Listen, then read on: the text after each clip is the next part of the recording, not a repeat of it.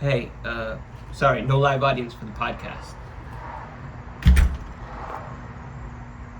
What? Actually, you know what, on second thought, you seem pretty cool. We got a special guest upstairs, but you literally can't get offended by anything. If you're down with that, come on up. Let's have some fun. They're waiting for us right upstairs, so let's get started. All right, we're live now. So welcome back. It's now episode 7 of Food God and Other Potpourri. All right. Yeah. Welcome, everyone. And Akshay, Paul, and we're joined by another special guest this week, Dr. Rob Smith. How's everyone doing? Thanks for having me. Yes. Dr. Smith is and I always get this mixed up, assistant professor? Associate Professor. I knew I was going to get it mixed up. That's Associate okay. Professor at Nova Southeastern University. Did his PhD in microbiology. Yep, something like that. Yep. Right. Yep. Right. And then, and he was my genetics professor. That's way back true. when. Yeah, Way sure. back when. Way back. So yes, thank you so much for being on here. And we're going to pick your brain lots about COVID. Okay, cool. Well, I'm happy to be here. So, ask away. Yeah. So the reason why I asked you on in the first place is since the pandemic started, you have just been such a very sober and even of the road voice. And I think for a lot of questions that people have had, you're one of the first people I see just post out on social media. If you have any questions, ask me and I will do my best to answer. And I think that is just, you're an expert in this field. And you also know, we were talking a little bit before we came live, you also are not afraid to say, nah, I don't know. Yeah, absolutely. For sure. I think that's been kind of like my whole take on this the entire time is that there's so much bad information out there. It's it's sensationalized, it's just completely false. That I've told everybody, you can ask me anything you want, and I promise that I'll always be honest with you. And if I don't know the answer, I'll tell you I don't know. And my next promise is I'm going to go find out. And there's been times where certainly I've said, I don't know this answer at all. I don't know if anybody does. And I try my best to answer that person's question with other data online.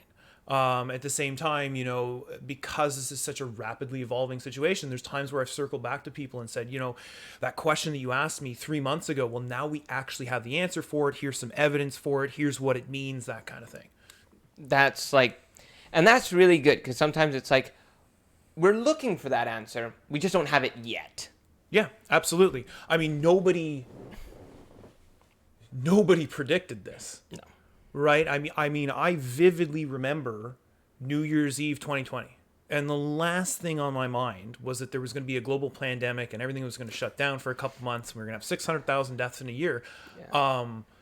I was just really looking forward to going to Colorado. That was my major thing in Universal Studios, that kind of stuff. If I'd sat there on New Year's Eve and said, yeah, we're going to have a global pandemic next year. Yeah. People would have been like, all right, cool. Lock them up. Yeah, exactly. Where's your tinfoil hat? Yeah. It's, and I think that really is a good starting point for this question because it's a lot in the news now how this whole thing got started. So I'm going to phrase this in the most careful way that I can. Okay. But what is the information that you are familiar with on how this pandemic got started, its origins, and based on, I think it was really solid in the beginning where everyone was just like, oh, came from bats. Right. Right? Yeah. And now the conversation has certainly shifted. And my biggest concern, and I think a lot of people's biggest concern, is how much of that is scientific versus political. Right. Okay. So the short answer to your question is likely we will never know where this came from. The leading hypothesis right now is that it came from a natural transmission event. The reason why we think that it probably hopped from a bat to a pangolin, then maybe back to a bat and then to a human was that we've seen this type of stuff in the past, right? We knew SARS version 1 came from bats. We know that MERS, which is another coronavirus, it's really closely related to this virus. It comes from basically the same family. We know it comes from things like camels. And so we've seen this kind of stuff in the past. And when we look at the sequences, they initially didn't look all that similar. But now that scientists have done more digging and looking at other coronavirus sequences in the world, they start now looking similar to those. Having said that, there is that virus institute in Wuhan, and they were doing experiments with this stuff. There was no secret that they were isolating this from natural environments, and so there is a chance that it came out from the lab. I've maintained this the entire time that the most likely scenario is that it came through natural means. But we can't rule out the other one. Certainly the one thing that is highly unlikely and if not impossible is that this was engineered from scratch. And so I've heard that a lot, where people in China or whatever else engineered this thing from scratch. And I think that gives scientists way too much credit. There's no way we could engineer something like this from scratch. Yeah. We just don't have the tools for something like that.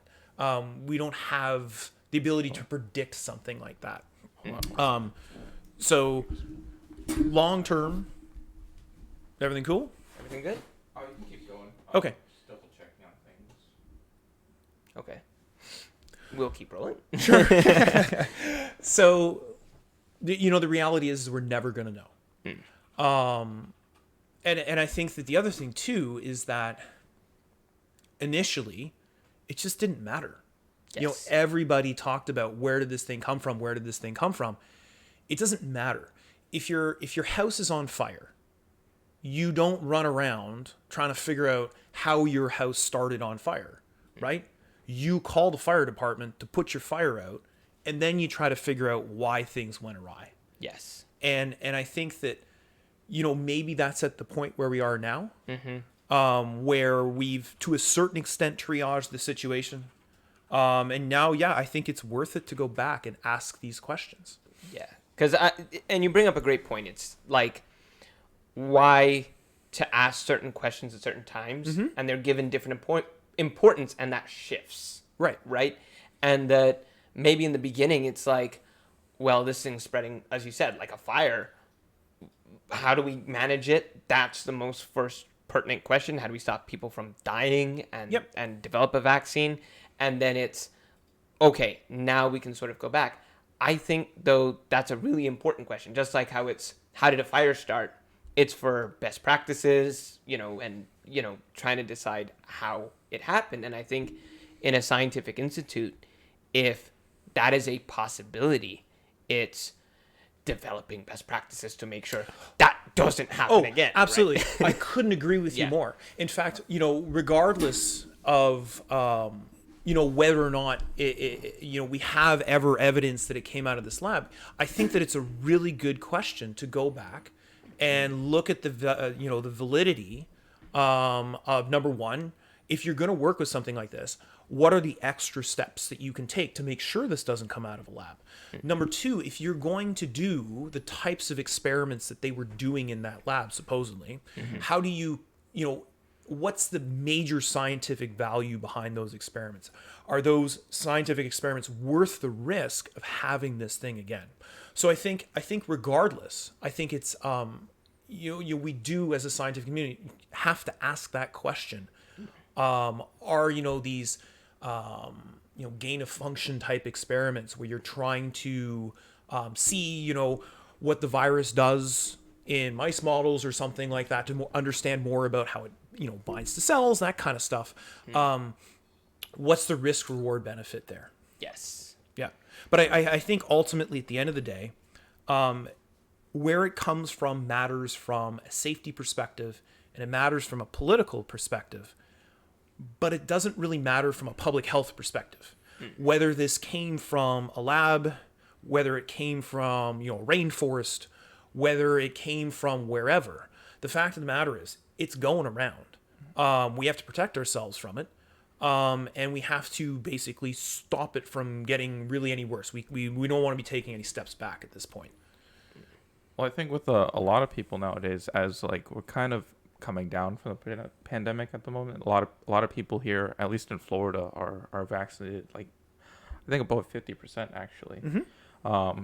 So they're stopped worrying about the actual issues with COVID and are kind of worried about who's or if there's anyone to blame for it, essentially. Yeah, absolutely. So after any time this happens, right, or anything like this happens, we're always looking to pin it on someone, right? Yeah.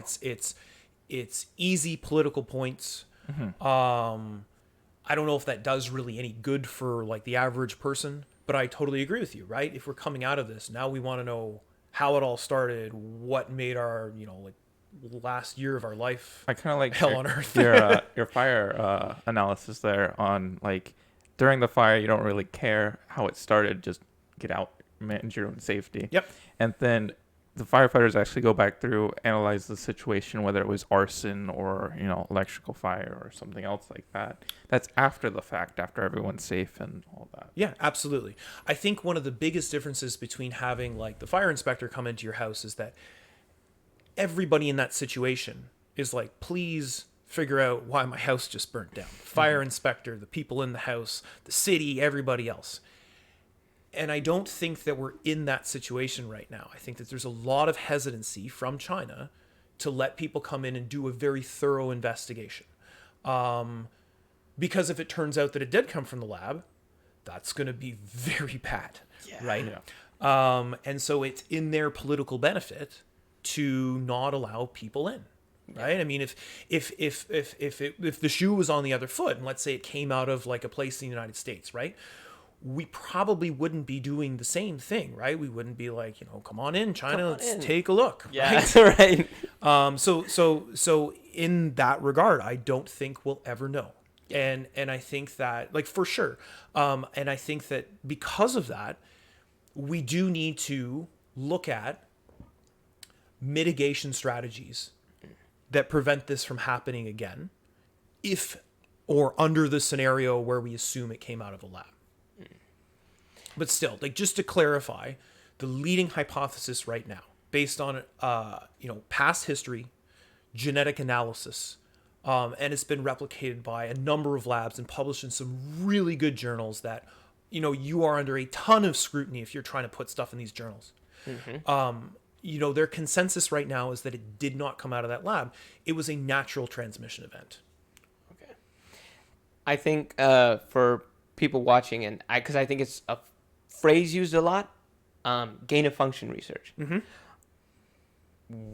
Could you give your description of what it is? Sure. And what the possible purpose of that might be? Sure. So I don't know. So like you said, Yeah. it's nice to say that I don't know. I don't 'cause- know. Yeah. Yeah. So in all honesty, I don't know what the major goal of, the project that they were working on in that lab. Sure. And Yeah. we really don't know that. It might be buried somewhere in whatever granting agency funded it, in Yes. books somewhere, but I'm not privy to that. Yes. And who knows, the data's still around. Yeah, right, exactly. Right. But just in general, like not just talking, but Right, just like in right. terms of Yeah. virology in general. Sure. So a gain of function is basically when you take a protein and you try to change its sequence to make it do something new. And the general premise behind something like that is that if we understand how this change will lead to something new, then we can kind of reverse engineer that and come up with strategies to, for example, come up with vaccines, looking at this gain of function, saying, well, if a virus came out with this type of mutation, then we kind of have a vaccine or some type of medical drug or something along those lines that will be able to prevent the transmission of this thing. So you're basically kind of moving almost evolution forward. Yes. So that you can predict in advance what you might be dealing with in a couple of years. And so on paper, right, that has a lot of medical benefit, right? If you knew how to predict how these changes would occur, you could create things years ahead of when this kind of stuff might come up. Of course, the risk of it is you cause a gain of function mutation that really makes the virus like easy to grab onto receptors or something along those lines. And in that case, you have to make sure that you're following certain biosafety protocols to make sure that that thing is contained. And this gain of function type of research, it goes on in labs really kind of all over the place. And so it's not like people are out there engineering super viruses on a regular basis or anything like that. Most of the time, I think one of the things to really, really, understand about gain of function research is the vast majority of the time, it does nothing. As in, like, you make a change and you prevent the virus from doing anything, or it has no effect. So the chance of you randomly doing something to create an engineered supervirus or something like that is insanely low. And I think when these types of grants are funded, they look at the pros and cons of this and say that the probability of something like that is very, very, very, very low. These guys have all of these backup strategies to contain everything. They're not working with something that is super deadly to begin with. So the risk of this to the general public is insanely low. We'll go ahead and look at it. Do you think they'll have a higher chance of actually hitting something if they use code from other viruses? Kind of like splicing viruses together. So you're talking about like taking like part of virus 1, sticking it to virus 2 and hope it works type of stuff? Yeah, in a way. Yeah. Not so much, because a lot of the time when you do something like that on paper, it looks really good on paper, right? We've all done these experiments where you sit down, you draw it out, it looks fantastic, and you do step number 1 of 10 steps and the whole thing just goes right? And so I don't think that we're at a point where we can rationally engineer a virus, which is why this idea of this thing being, engineered from scratch or man-made, as somebody would put it, is so unlikely. We just don't have the knowledge and the technology we don't have the knowledge to do it, is probably really what I want to say there. I mean, the other thing, too, is that you have to assume that that person is insanely malicious. Yes. Right? Yeah. And so I would hope that, we're not dealing with a group of malicious people like that. I mean, there's a lot of scientists. I'm sure some of them have malicious intent. Oh, absolutely. I mean, like, if you look at people that, like, made anthrax or make ricin, like in their basements or whatever it is, right? It's very clear there are scientists out there with malicious intent. Yeah. Whether or not it matches up where you have somebody with malicious intent that hits the jackpot and does something like this, that's pretty low, I think. Yeah, and I think you bring up a really good point there, is that it's scientists just don't dream something up, a gain of function project, and then say, oh, I'm going to go do it now. I'm going to exactly do this. There's approval that they have to go to before they even start.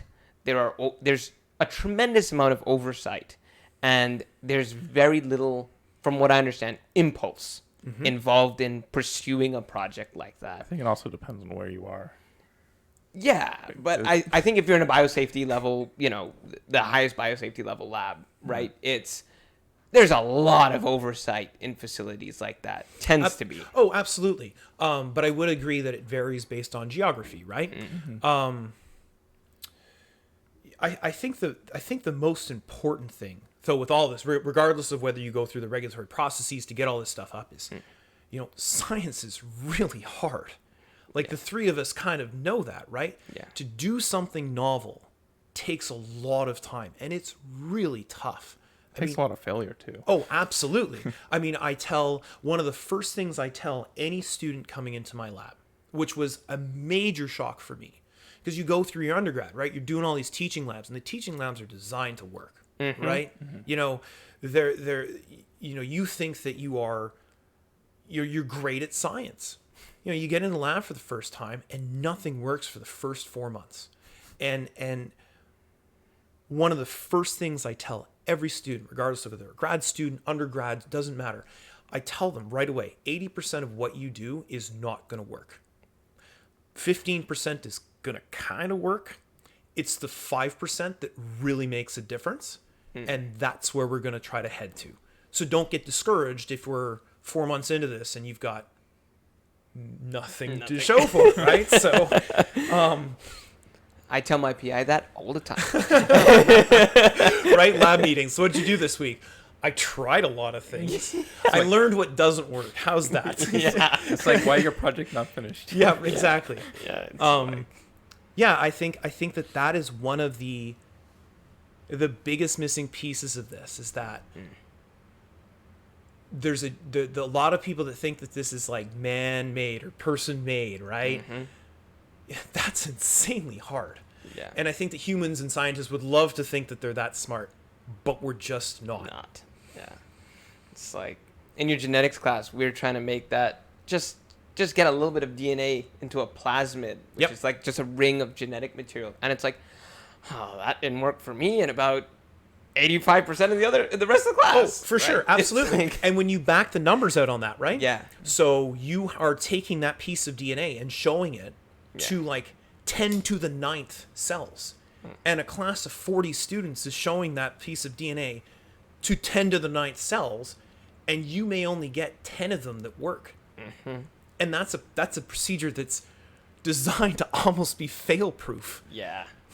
Leave it to me. It's okay, I did it too. I mean, my 4th year, so I mean, I do, a large part of what I do is molecular biology, right? And my 4th year molecular biology class, like my lab, nothing worked. Nothing. It's like, leave it to me to break something. Exactly. Challenge. Oh, this always works? Right. Yeah, I'll figure out a way. I'll figure out a way to break it. Yep. But yeah, no, I think that's really great, and I hope that gives people some sort of, understanding towards the current situation. And it should be said, the U.S. and a very few other countries are in a place where they're trying to look as to how the fire started. There are so many countries, though, where the fire's still raging, like India I think Europe's pretty bad. and Europe and other places. Like, it's bad. It's still bad places, and I think that's part of it. I mean, before we even started this, we were even talking about Canada on how they don't even have very many vaccines right now. Right. I mean, they're actually. I mean, they're doing better. They certainly are doing better. It was incredibly concerning initially when there was a lot of U.S. Western European countries that were getting these vaccines, and Canada just wasn't getting them. And it's nice to see now that they're getting shipments of Moderna and Pfizer vaccine. They worked with AstraZeneca for a while, which I thought was great. Yep. But yeah, I mean, it's you get the sense, and I've gotten this sense a few times, that this is almost behind us. And it's almost behind us because we live in the U.S. That's the reason why it's almost behind us. Because if you go to, like you said, India, right? So I know that India is coming down from its super high, right, amount of positive cases. But they just identified a new variant with a new mutation yesterday. So it's still spreading at a rate where these things are now starting to show up. Brazil really hasn't come down. They've been kind of going up and down this entire time. Iran has been coming up and down almost the entire time, but they haven't come down to the level that we've experienced here. And the reason why we're at this point is that we've vaccinated so many people in this country, whereas all these other countries just haven't done it. They're just not there yet. They're waiting. They're waiting for essentially the Western world to be done before these vaccines get distributed everywhere else. And I think you bring up pivoting a little bit about sort of where this started, moving ever so slightly into the vaccine aspect of this and vaccination part of it. I think one of the first questions I was asked, I'm sure you've been asked a ton of times, how the heck did we get these vaccines so quickly? Oh, I was going to say, should you take all of them? Right? Take all of them. I got a J&J, AstraZeneca, Moderna. It's like tattoos at this point. I'm unstoppable. Pfizer represent, right? It's like, no. It's like Pokemon. You got to Gotta get them all. Right, Gotta you catch get 'em all, Right, right? exactly. Yeah, Pokemon works great. I don't think it would work all this well for this one. Yeah, so it looks like this, Pfizer Moderna got made and approved overnight, and I think that is, one of the major concerns about people that sit on the fence about these vaccines. And I think that it's one of the ways that I can explain it is like this. So, I don't know if you guys remember, but I do. I remember when the first iPhone came out, and it was crazy, right? We had these giant flip phones, everything else. I had this Nokia 5440 that was like indestructible, and then all of a sudden these iPhones come out. You can access anything on it, and you think, wow, how the heck did they just come up with this iPhone, right? It's being sold, it's in my hand, oh my gosh, look at all this stuff that I can do with it. But what you failed to recognize is that leading up to that iPhone, we had to figure out lithium-ion batteries. We had to figure out very small processors. We had to figure out these touch screen interfaces. We had to figure out how to connect this to networks. We had to invent the internet. We had to invent things like 2G, wireless, 3G, all of these things. And that took years to come up with, right? Yep. So it's the same thing with these vaccines, right? It's like the iPhone. All of a sudden, they just show up, and you think, wow, how did they do that so fast? And now you want me to inject this into my body. It's the same story, though. So the vaccines, we can talk about kind of all of them, how they work. Yep. But let's take the Pfizer and the Moderna vaccine, right? Yes. So it's basically a nanoparticle, which is almost made out of the same stuff that surrounds your cells. We've been working on nanoparticles for years, trying to get them to be stable and everything else, and how to manufacture them, make them small enough, figure out how to get them to deliver drugs. We've been working on mRNA vaccines for years. We've tested them in a number of animal models. We've tested them in cell culture. This wasn't something that we, as a scientific community, sat down and said, well, this virus is really messed up. How about we try something completely new that no one's ever heard of, and we'll just see what happens? Yeah. What was new about it was that we could take the sequence from this coronavirus vaccine and get it into the nanoparticle as fast as possible. That was the new part about it. So this was still built on years and years and years. Like, we're talking millions of dollars, if probably not billions of dollars of research across the globe to get us to a point where the scientific community could sit down and say, we have a problem. These messenger RNA vaccines that we have been testing might be the answer to this. Let's see if they work. And it's not like they were just immediately tested in humans, right? They were tested in mice. They were tested in monkeys, which are often used as a initial surrogate for humans. And then they went through this very rigorous, three-phase trial through the NIH and the FDA. So this idea that they came out of nowhere is not true, just like the idea that the iPhone came out of nowhere is not true at either. So I think the biggest concern with people is, first off, one of the concerns is that you're using mRNA, which is the first time it's been used in a vaccine. The other issue is it's a newer vaccine. We've done early stage testing and figure out issues with that, but nobody can predict the long-term effects. Right. Okay. So there's a lot to answer there. So let's talk about the messenger RNA part. So just because this is a fairly general audience. Yep. What messenger RNA is it's basically a molecule that exists in almost all of our cells. It's kind of like an activated form of DNA. And what your cells do is they read the information in this, and the vast majority of the time what they do with that information is they build a protein out of it.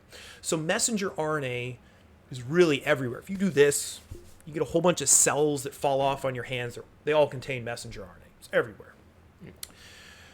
This coronavirus, it's made with messenger RNA. It's really simple. All it is basically a protein shell with some messenger RNA in the middle, and it's surrounded by a layer of fat.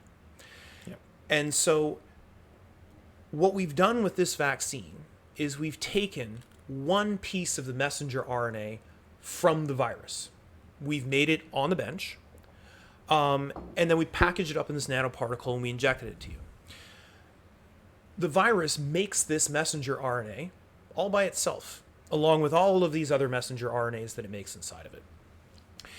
And when it infects you, it injects all of this messenger RNA inside your cells. So you're seeing the same messenger RNA, whether you get the vaccine or whether you actually get infected with coronavirus. With the vaccine, you're only getting just that one piece of messenger RNA to build the spike protein. With the virus, you're getting everything else. You're getting the spike protein, but you're also getting proteins that go in and hijack your cell essentially and force your cell to start creating more viruses. And then those viruses go out and infect more cells, and those cells get hijacked, and then they go out and infect more cells, and then eventually your body is full of coronavirus. And that's where you start having an immune response, you start having respiratory issues. If you have a really bad case of coronavirus, obviously there's other things that will happen where, your lungs start to fill with fluid, you have problems breathing, your kidneys, your liver can start shutting down. We know that research out this week. I mean, we've known about a loss of smell and taste for a while, but just research out this week show that brain tissue decreases in size after a COVID infection, even in mild cases. So this thing seems to go everywhere. So what makes the vaccine different is that it's not going to all of your cells. It's not hijacking your cells. It's not causing liver damage and brain, well, not necessarily brain damage, but shrinking of tissue in your brain. It's not doing all of these things. But what it's doing is it's still showing your body the spike protein so you can kind of remember it in the future. The second part to your question. Sorry. No, that's okay. That's okay. So one of the other concerns that people have is they look at this and they say, how did the FDA push this through so quickly, right? This hasn't been tested in a ton of people. We don't know the long-term effects, right? That was your question. Yeah. Right. Well, it was more towards FDA. FDA, they're on emergency access right now. They haven't been officially approved. Right. Yeah, well, absolutely. It's more of the concern with the long-term effects of getting the vaccine. Sure.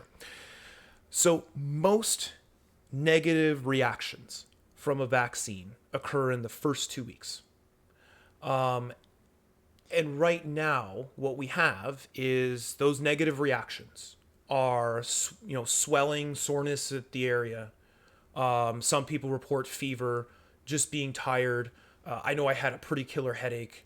That kind of stuff. Of course, there always are instances where people will have allergic reactions, but that's with every single, any vaccine out there. That's fairly common. You're right. So we don't really know the long-term effects, but we can kind of predict what they're not going to be. So like I said, the first 2 weeks are where we usually see adverse events. Messenger RNA gets degraded very quickly. If you look at messenger RNA on the wrong way on a bench, it disappears. RNA is one of the most finickiest, I didn't say that right. It's very finicky. to work with. And so what ends up happening is it gets inside your body, your cells use it to create this protein, and it's almost degraded instantly. And so the chance of it hanging around, or for example, changing into DNA and then genetically engineering somebody, integrating with your it's body just not going to happen. Yeah. So to give you so if there was, the FDA is very cautious about adverse effects of vaccinations, and the idea behind any vaccination is that what you're giving that person, especially to healthy people, has to outweigh the cost of them potentially getting sick from whatever you're vaccinated against. So the FDA is always looking at this and saying, what are the potential risks of the vaccine versus the risks of coronavirus? They are very sensitive to this. And one of the best examples, there was a rotavirus vaccine that was approved in 1998. And rotavirus is a virus that predominantly affects kids. It, usually causes some dehydration. It doesn't get super severe in infants. Most of the time it can be remedied at home. In rare instances, you have to bring them into the hospital. Really, it's just kind of a pain in the butt for mom and dad, and your kid's sick for a couple of days. But there was a vaccine release in the hopes that you could prevent those children who were going to get really sick from it from ending up in the hospital. So it got approved through 3 phase trials, and it was administered to 7,000 infants. And 15 of them developed a condition where their intestine basically folded over itself, right? Which could lead to, intestinal damage. It could lead to death if it gets infected. The FDA pulled it off the shelf overnight. 15 kids out of 7,000. They were like, nope, we're done. That's fine. We've now put this in millions of people. And we haven't seen anything. And remember, people have had this since... I believe the Johnson & Johnson one was pulled. Oh, yeah, absolutely. But just speaking about the Pfizer one for a second. Yeah. The phase 1 and 2 clinical trials, people have had this shot for over a year now. And nothing's showing up. Yeah.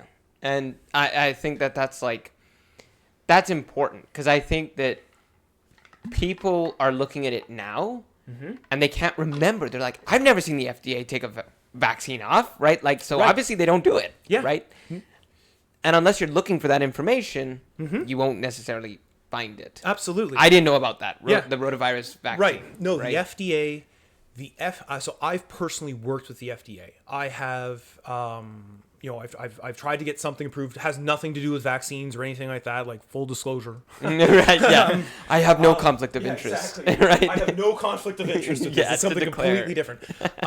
And they scrutinize everything, every single aspect.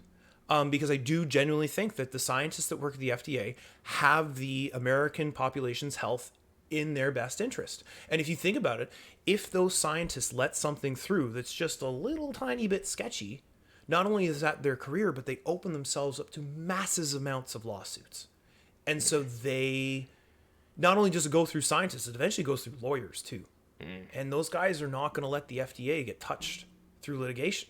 Oh, yeah. So no, I mean, having personally worked with the FDA for almost 3 years, they are incredibly rigorous. Incredibly rigorous. All right. And I think I'm allowed to say this, that you've had some experience with the trials of the vaccines. Right. Am I allowed to? Is that publicly disclosable? Yeah, I'm fine. I actually, so I do talk about it with a lot of people. So I am in part of the phase 3 clinical trials for Pfizer. I got, so in September of last year, I got my first 2 shots. So at the start of September, end of September. I had no idea whether I was in the control group or the placebo group. I kind of had an inclination after shot number 2 that I was in the non-placebo group. Or sorry, I didn't know if I was in the experimental group or the placebo group. I should back that up. Right. After shot number 2, I was fairly convinced I was in the experimental group, given I had arm soreness, I had a headache. I just felt like, kind of like you're hungover, basically, is the best way to describe it. Yep. And then I ended up getting unblinded in March. They ended up calling me back in March, towards the end of March, and they offered me the opportunity to participate in another phase 2 trial. And what they were testing there was they were going to give me either a booster of the regular vaccine, so the one that's being distributed right now, or a booster of the beta variant. So it's also known as 1351.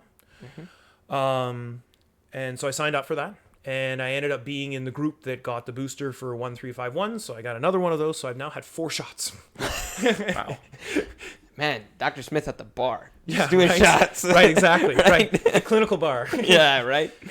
But yeah, no, and I think that that's something that, again, before we spoke about that yesterday, all right, I had no idea that I knew you were part of the initial trial, Right. and that's why I invited you on. I was like, yo, he's a microbiologist who has been part of the Pfizer trial, but I had no idea that they were, seeking out, participants for further further things. And it's like, oh, now, because people are starting to have questions about, will we need boosters? How often do we need boosters? And all these things. And it's already sort of in the works. Mm-hmm. Yep. Oh, I'm curious. So you're saying after your first 2 shots, you had some side effects. Were there side effects on the 3rd and 4th? Yeah. So the 3rd shot was very similar to my 2nd shot. So it was very much, headache, arm soreness, fatigue, that kind of stuff. My 4th shot wasn't a big deal. I think at that point my body was like, I've seen this before. But that, I mean, importantly, that's my own experience with this, right? So, so I think they told me I'm one of 500 people who they called back. And so I don't know what those other folks have experienced. Yeah. And so it's really important that we kind of all wait to see what this data looks like before jumping to any conclusions. Because I'm one data point in a fairly large study. Yeah. But I mean, I've had 4 and I'm still here. Right. And nothing's wrong with me, I feel great. You're not part of the MCU yet. So Exactly, it's like, right? Yeah. I'm borderline disappointed. Right. I'm not magnetized yet. Yeah, right. Oh my goodness. But yeah. No superpowers. Right, no Yeah, superpowers. no I superpowers. haven't connected into the 5G network yet. I'm not magnetized. Yeah. I'm waiting. Yeah, right. That's the next update. Right, exactly, right? Yeah. Yeah. And I think we're going to get to questions soon because there's a lot of questions that from the audience that I've got. And then I saw that when you posted, we'll go through some of those. But I think one of the aspects, because I'm sure there's a lot that we're going to get into these questions. One of the last aspects that we said we'd talk about was sort of on our side of things, how scientists, when they get to a point where things seem to be going, in a positive direction, we sit back and we look at, okay, what could we have done better? Right. Okay. And I think something that I'm certainly not experienced enough to be like, I'm critical of the science. Like I'm not just, I don't know enough. But what did bother me, I think pretty much since the beginning, was some of the communication to the public about how to manage this pandemic best.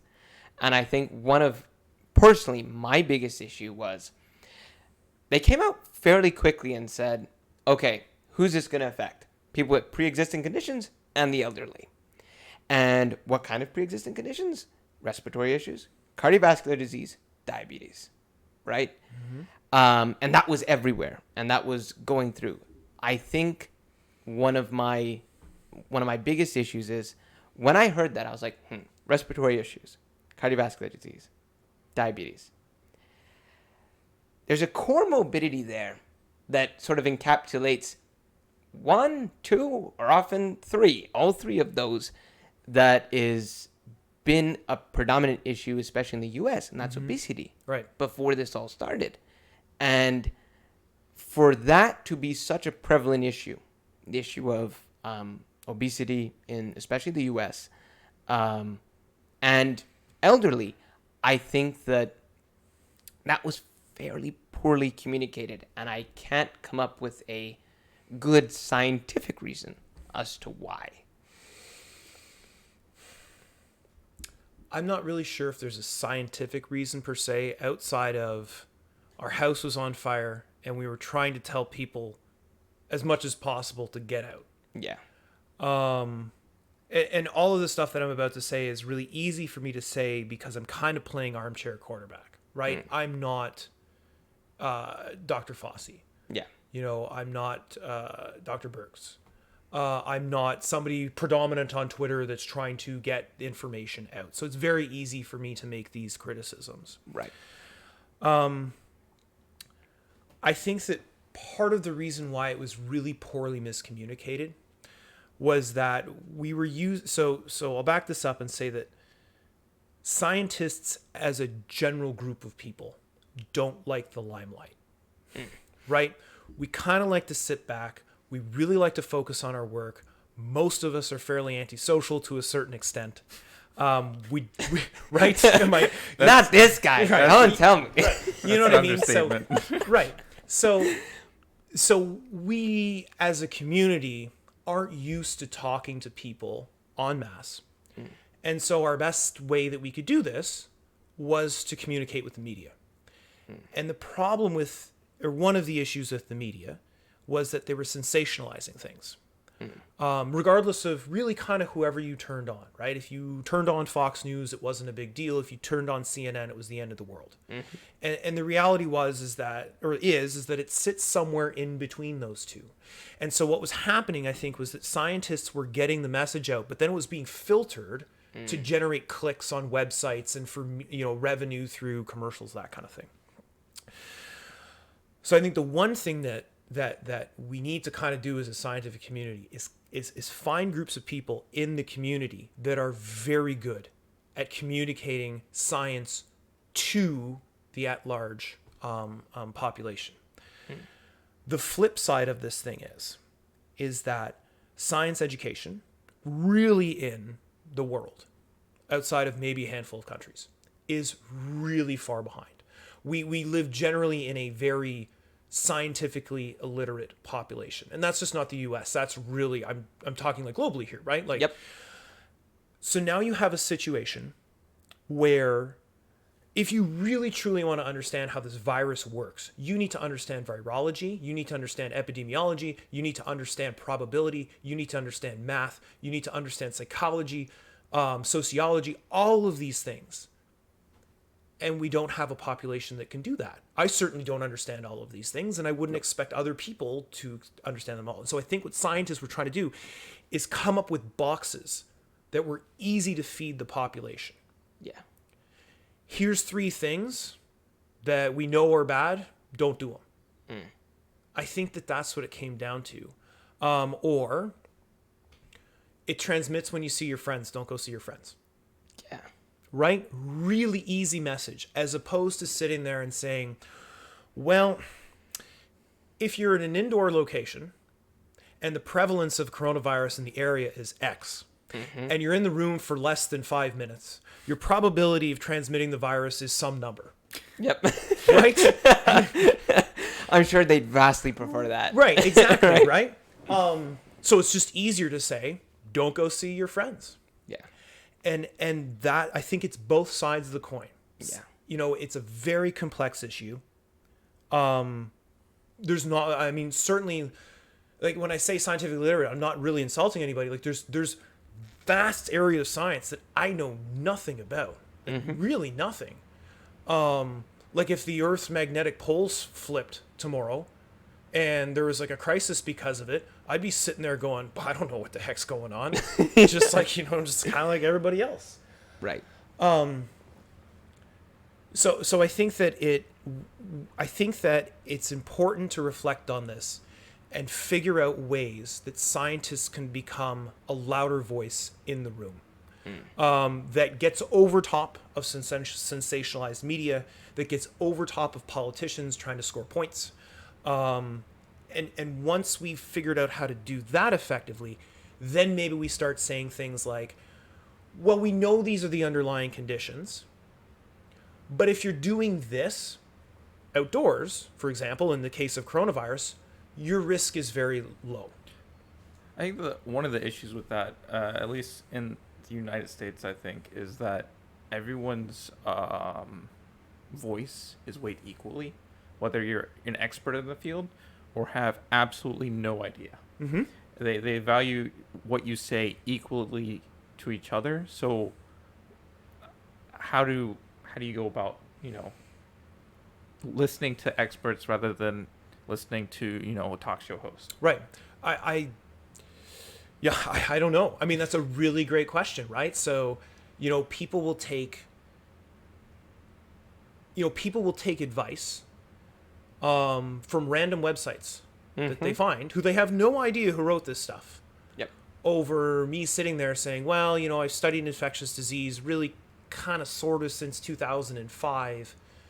I'll have all this data over here. I'm happy to go through this data with you to show you this. I think that part of looking at people and agreeing with like a celebrity or something like that is it fits a narrative that already exists in someone's head. And I think that two things. Number one, humans, including myself, are stubborn to change their mind. Yep. Right? We don't like change. Guess everyone's just looking for the confirmation bias. That's exactly what it is. It's a lot of confirmation bias. People like to associate with people who think like them. It's easier not to change your mind. Yes. Yeah. But yeah, You don't have to admit you're wrong. yeah, exactly, right? No one likes to say they're wrong. Ever. Yeah. No, you're absolutely right. How do we get around that? That's a really good question. I mean, there was a time 40, 50 years ago where if you went to your physician, right? Your physician said, do this. You did it. Yeah. Now it's like, well, I went online and I Googled around and I found this site that says if I do this, I'm going to grow a pair of wings and I'm not ready to fly yet, so I'm not going to do it. Or you just go to WebMD and it's cancer. I'm Right, sorry. exactly. Everything that's coming off there, right? That's Yeah. one diagnosis, right? Yes. I think that having information at your fingertips at all points of time has certainly had a lot of benefits, but it's also had this idea where now, because you feel you can access it, you become an expert yourself. Yeah.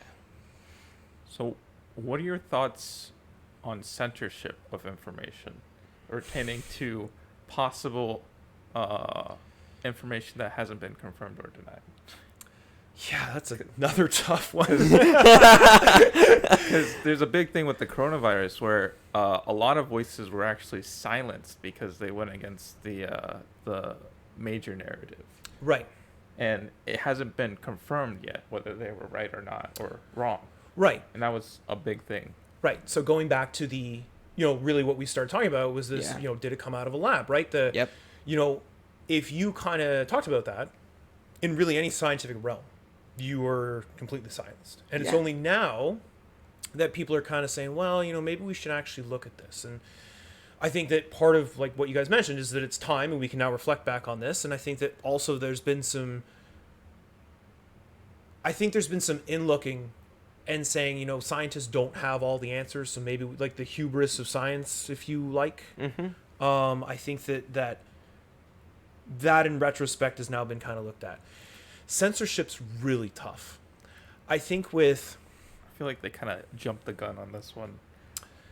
Right. It's tough though, because so let's say, for example, you're going on whatever online platform, right? And you're spreading information that is, it really false. For example, let's take the magnet thing, right? So going around telling people that, vaccines give you magnets. Well, that could end up costing someone's life. And so what do you do with that information, right? It's very clear that this vaccine does not make you a magnet. I mean, we even saw, I don't know if you guys saw them, but there's videos online where someone's trying to stick keys to their neck and they're just falling off constantly. This is in the middle of a disposition, right? Yeah. Or disposition. But like, It's a good question. Do you shut that down? Yeah. Because then you end up, having instances where you have that one lone scientist who's actually right. Yeah. And if they're censored, we never get to the right answer. My biggest, and for me, it's like the social media censorship, that's its own beast, right?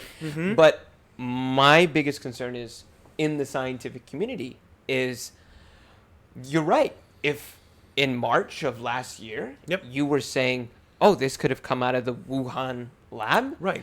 And, there was, at that point, it's like, this idiot, right? Yeah.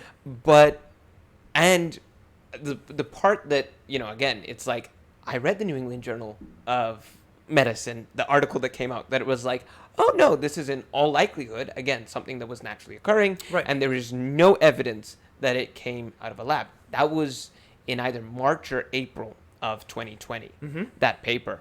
And, and I read that, communicated it to people, and now that they're, actually launching an investigation and an inquiry into these things, I'm like, I'm sitting here looking like a schmuck.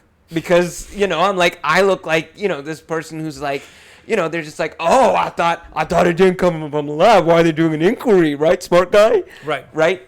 And it's, at some point I'm just like, screw you, right? But I'm also feeling it a little bit where I was like, yeah, I sort of was, right? Like, I understand that feeling and that feeling towards me now. Right. Right. Yeah. So I agree with you. And I had this conversation midsummer with a really good friend of mine. And, it was basically kind of the same stuff I said tonight. Our leading idea is this, but we can't rule this out.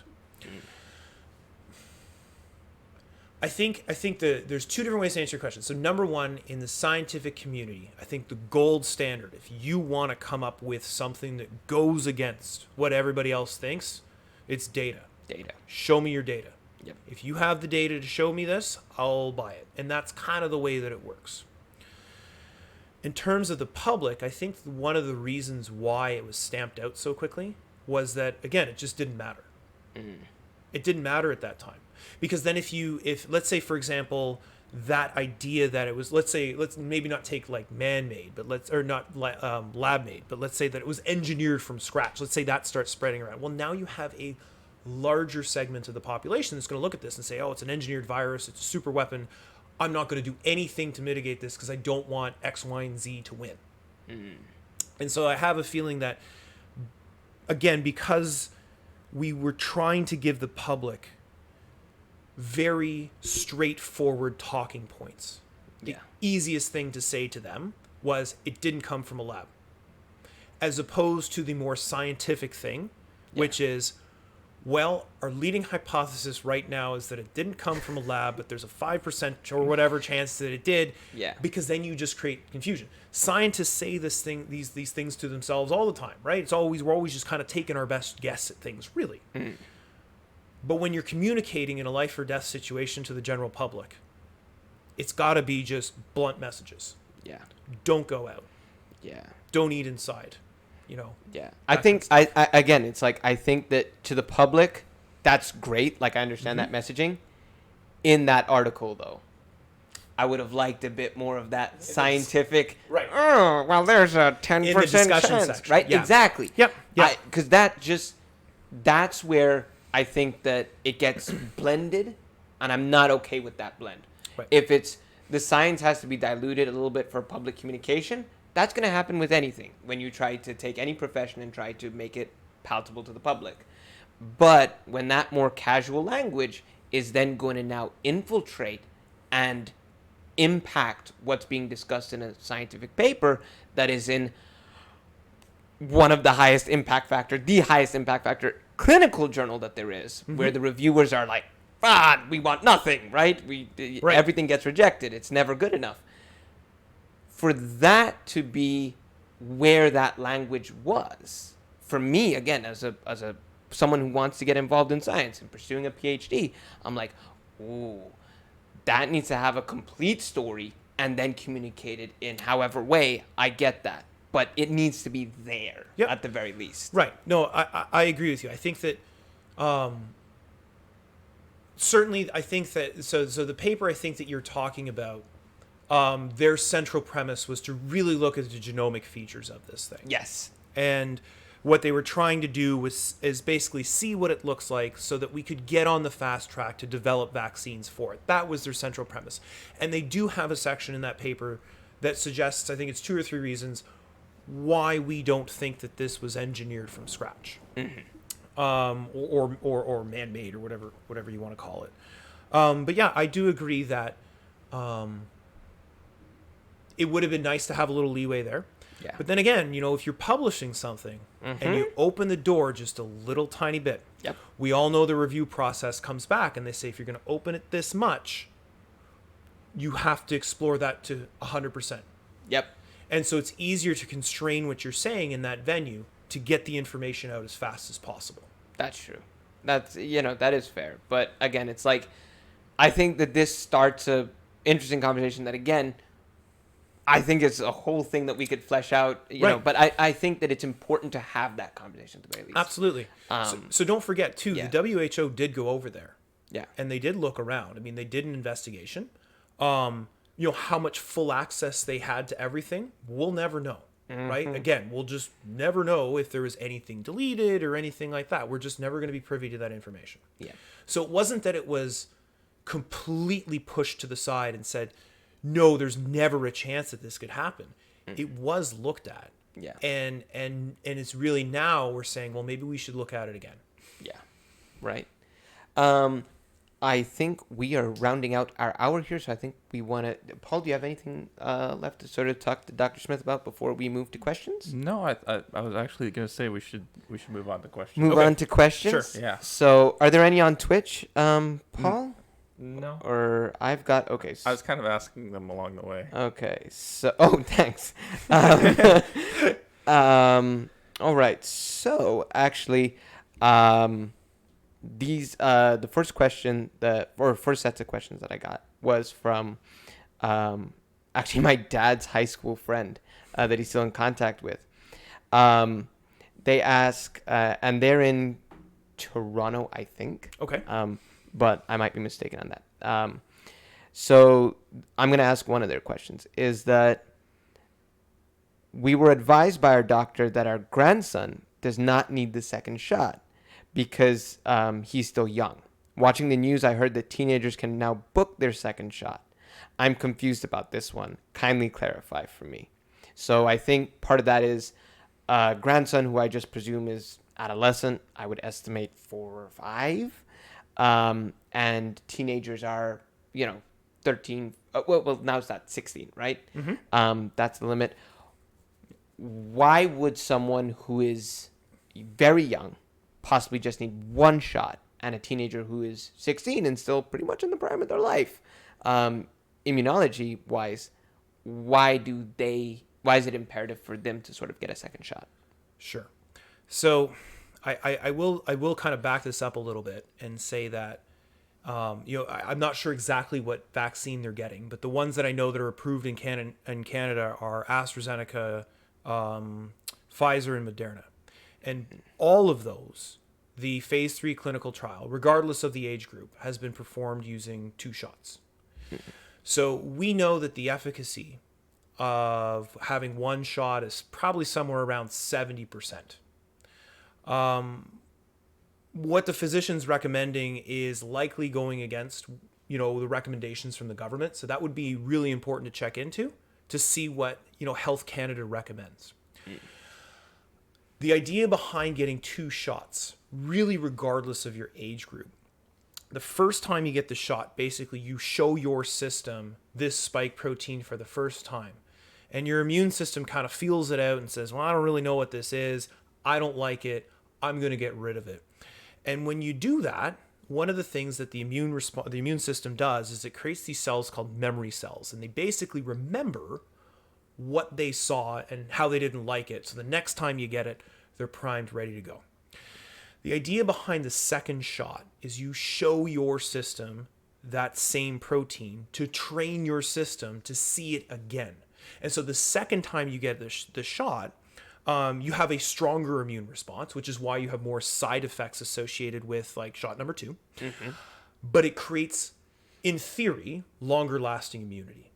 We know that the efficacy of the one-shot Johnson & Johnson is around 70% across all variants right now that we know.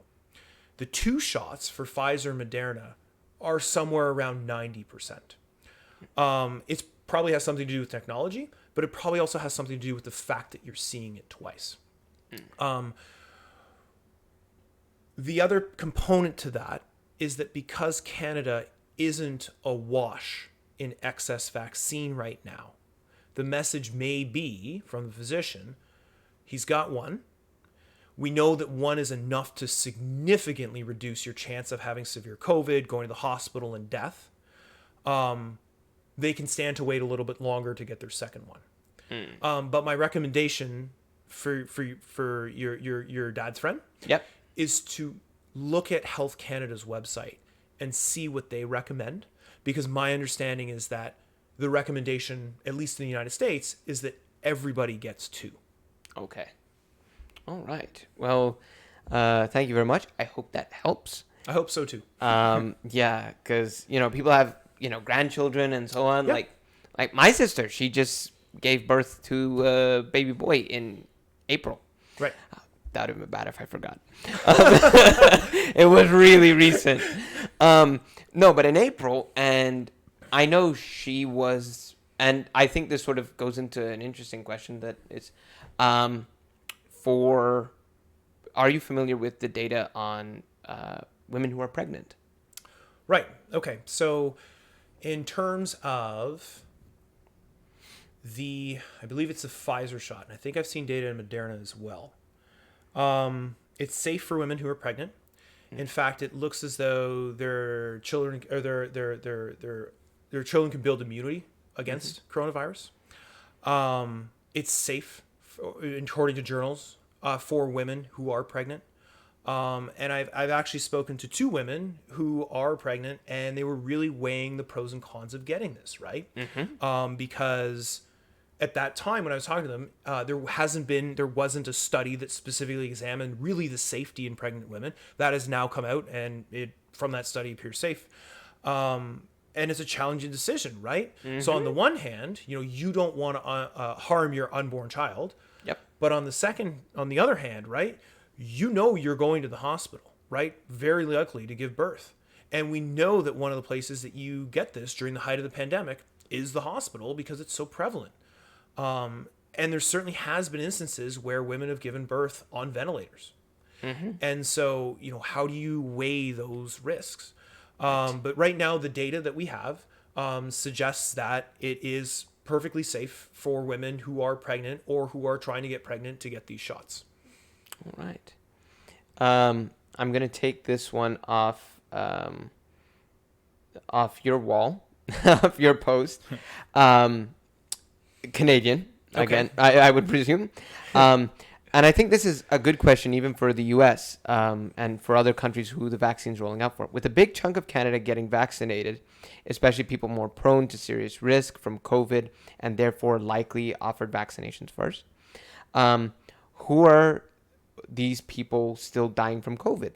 Are they unvaccinated people? And I think, again, the premise of that is if you're vaccinating the people most risk, why does it still seem that the number of deaths bumps up even a little bit or doesn't immediately start to go down when you roll out the vaccine? Okay.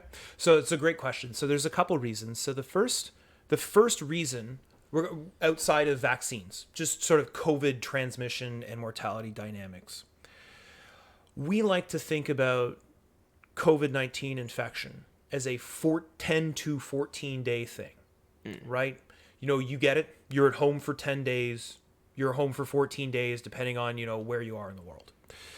The reality is that it takes a lot longer to die from COVID. So a lot of the time what ends up happening is that people will get COVID. They either start to recover and then they get really sick. And then they go into the hospital, right? And then you're surrounded by teams of people that are trying to keep you alive, right? Which is a great thing. Oh, yeah. Yeah. But when that doesn't work, it's not like those folks die in the 10 to 14 day window that we looked at as being recovered and can head back out into society. And so we've known very much from the start that the amount of people dying are always going to be behind the amount of people that are infected by a couple of weeks. I mean, there's other things in there too, right? You have to process that death, right? You have to get a death certificate, you have to get a cause on there, and then it has to be uploaded into a system, and there's a delay on all of that. In terms of why there are people still dying from COVID, even though vaccines are being administered, is that there's a lot of people that don't want to take the vaccine. If we look at in Tampa just this week, there was a government building where there was a small outbreak of COVID. One person ended up dying, and the one person who didn't end up getting it was vaccinated.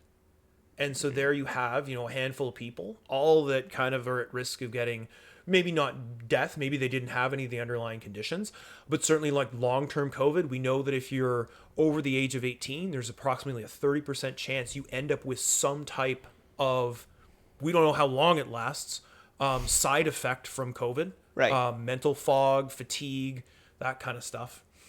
And so the other thing too, right, is that we know, even though we're vaccinating, the most at-risk populations, especially in a place like Canada, there are still instances where young, healthy people end up dying from COVID.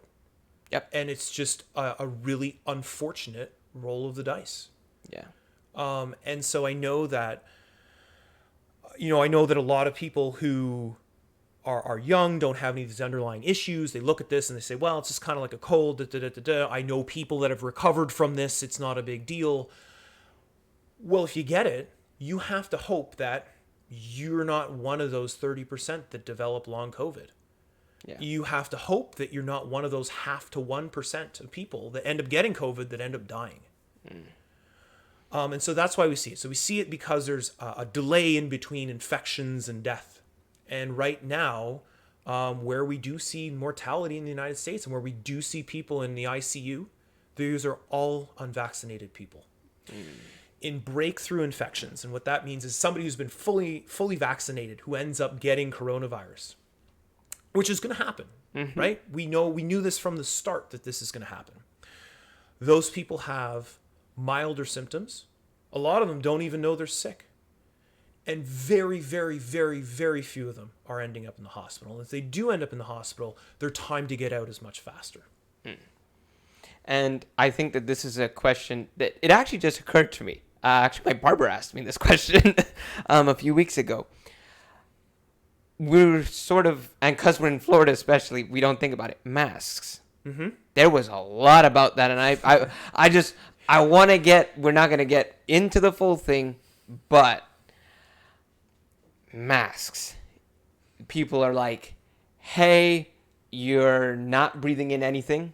You're going to have all this asthma and allergies after wearing a mask for a full year because your immune system has seen nothing, right? And that sort of stuff.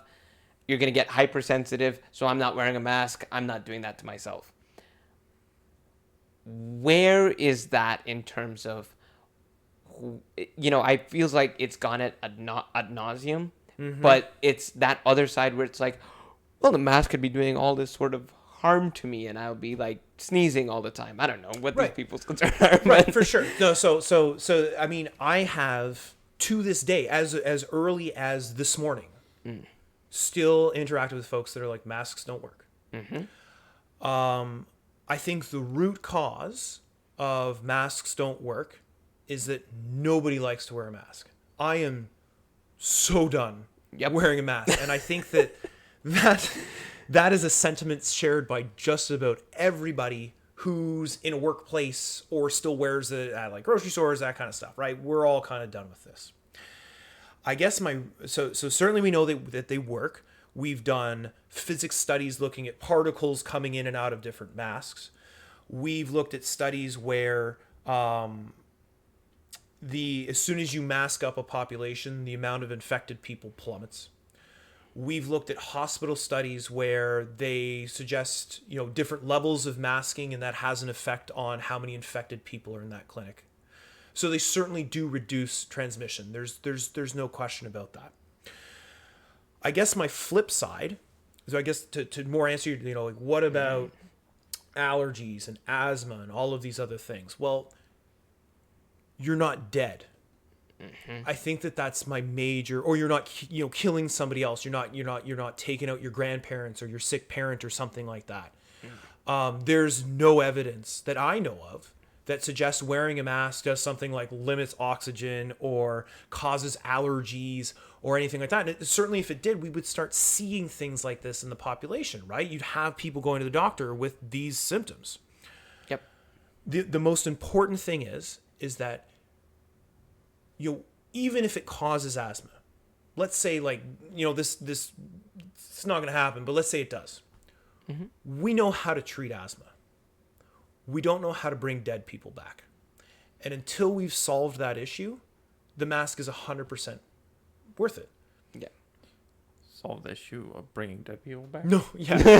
right. We haven't solved that issue yet. Right. We haven't solved that problem, right? Yeah. We don't know how to bring people back to life. Like, exactly. That was the biggest argument. I don't want to wear a mask because I'm worried I'm breathing in my own air. It's going to do something funny. I don't want to. Right. Yeah. I don't want to shut down. I don't think the economy should shut down because, that'd be really bad, right? It's going to be bad for my business and stocks, and I get that, and that's a whole other conversation. And all these folks losing their business over this and their jobs through no fault of their own is a devastating side effect of this. There's no arguing against that. But we know how to bring the economy back, right? We've studied this for years. we still don't know how to bring dead people back to life. Yeah. No, and I think you make, like, it's a really good point that I'm just like, at the end of the day, it comes down to that sort of variable. And I think what makes people even more skeptical towards masks, which I think you touched on that, the public information that's given is generalized, and for people to do a sort of all of it. Take it, and this is going to apply to everything. This is not specific, just wear a mask. Yep. And I think people who are skeptical, at the very least, of wearing a mask, they're like, well, people are wearing masks and crowding in an elevator. That's pretty stupid. I'm like, I agree. That's pretty stupid, right?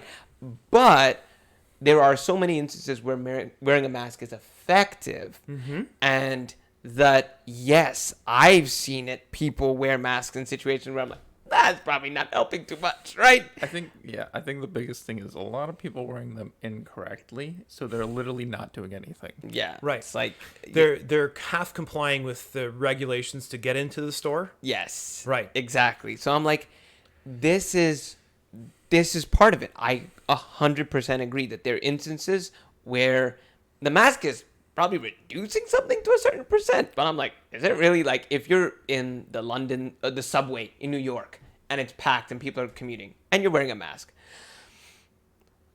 that's probably helping a little bit. Oh, I'm sure it's probably helping more than just a little bit, right? Yeah. Because it traps the respiratory droplets that spread this closer to your body. So now you're not blasting them out. So maybe the person who's standing next to you on the subway, maybe they pick it up. Yeah. But the 2 or 3 people that are 6 or 8 feet away from you, they don't. And so if you cut transmission from from potentially 3 people down to 1, you've kind of already won there. Yeah. Right? So I'm curious. There's a culture in other countries where if one becomes sick, they typically wear a mask. Do you think that culture might somehow get adopted over here or no? People hate it too much. No. I'm not a gambling person, but I wouldn't bet any amount of money on that. I think that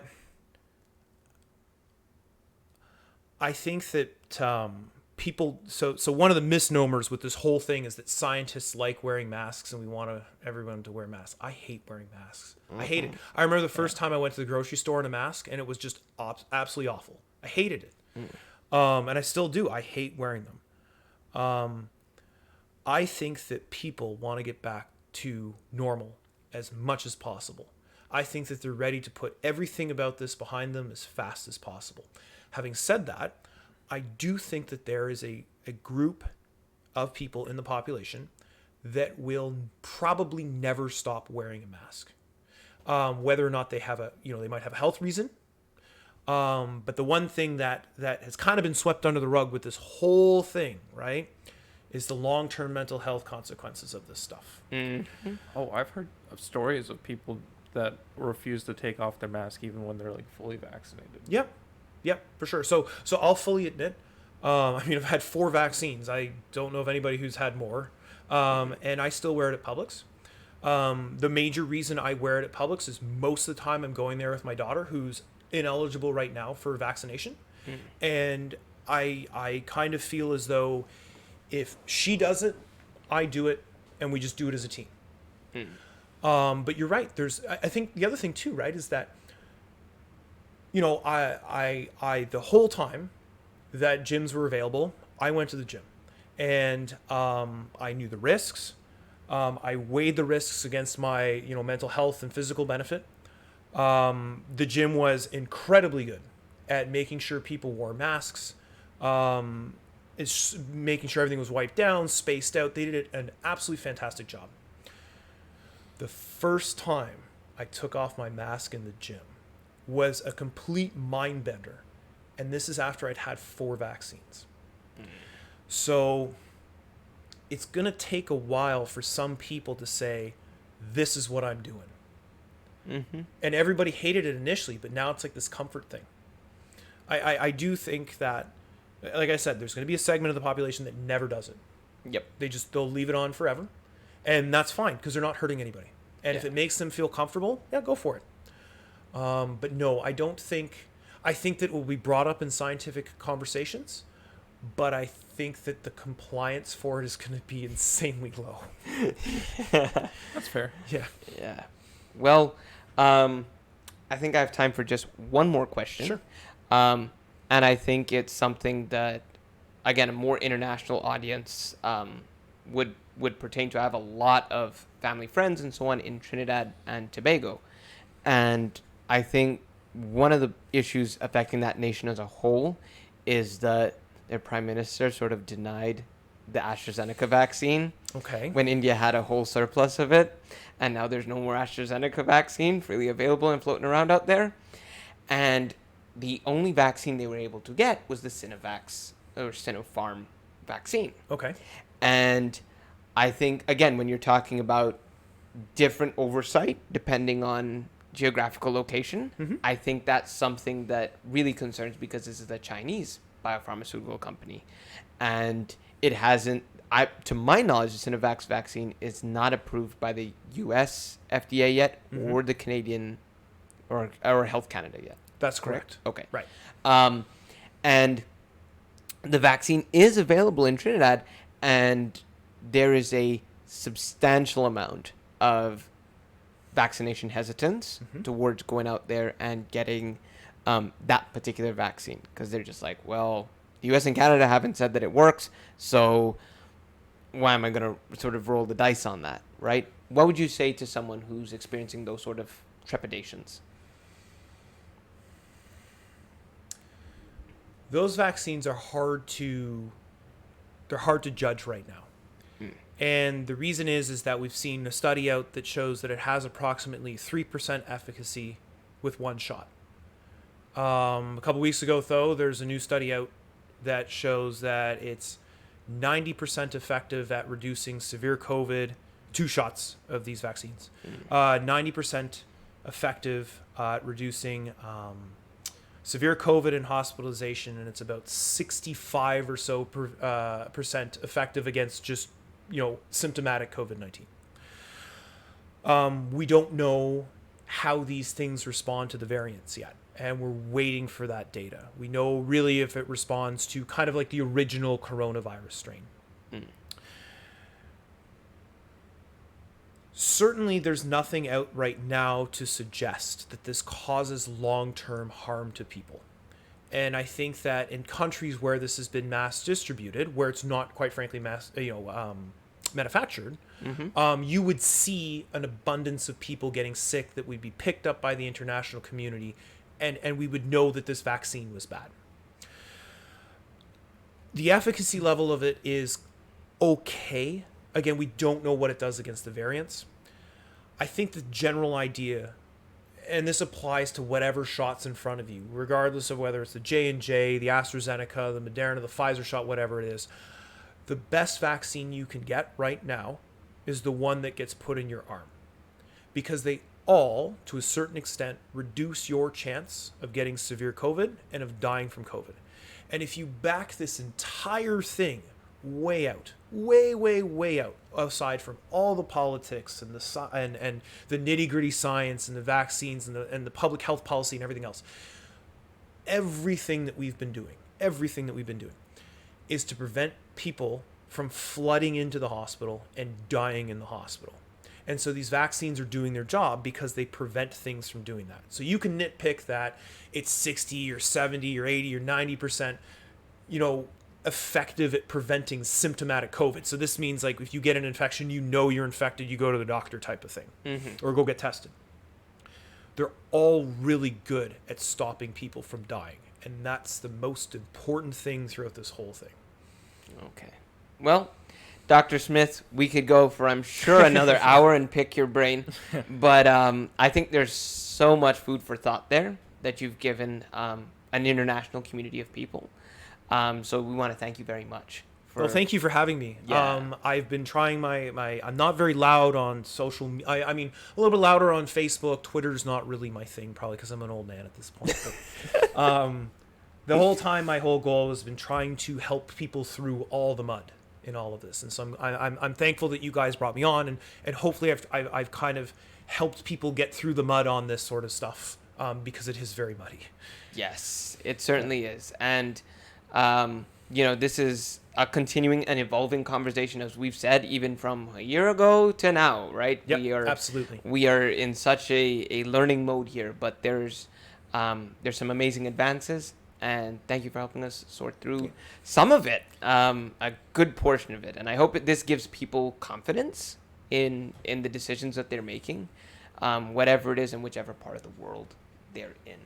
Because this is a tough thing. Mm-hmm. This is a very tough thing. Yeah, absolutely. The mud may be thick, but it's not a tar pit. That's Yes, true. We right. can get out of it. We can get out of it. And I think that certainly as a nation, we're on the up and up. Yeah. And I think as a global community, I really hope we start turning the corner soon, and that we can get back to normal as much as possible. Yes. So I want to thank everyone who tuned in and asked a question. We couldn't get to all the questions, unfortunately, but I think we've hit some really, really good points where hopefully people, again, have a lot more confidence wherever they are. Mm-hmm. And we want to thank Dr. Smith again. We will have him back on. If you enjoyed his discourse with us, please let us know in the comments, and we'll have him back on very soon. So thank you again for your time. And that's sort of it. Yeah. Well, we gotta finish with wise words with Akshay. Oh, jeez. He says this every week, and it's always, I'm like, I have nothing. Gotta think of it on the spot. Right? It's, I guess the best advice is that science is a slow process. It's a methodical process. And that, sometimes we are faced with challenges from the natural world or wherever the heck this thing came from, in different ways. But we have a community of people who are really trying to look out for us. And I think more than anything, certainly every person in this room right now and so many scientists around the world that is their priority, getting people better and keeping them that way. And I don't think we ever need to lose sight of that. And I hope we don't as a global community. So. All right. Thank you guys. I will end it here, and we'll see you next time. Bye. Good night.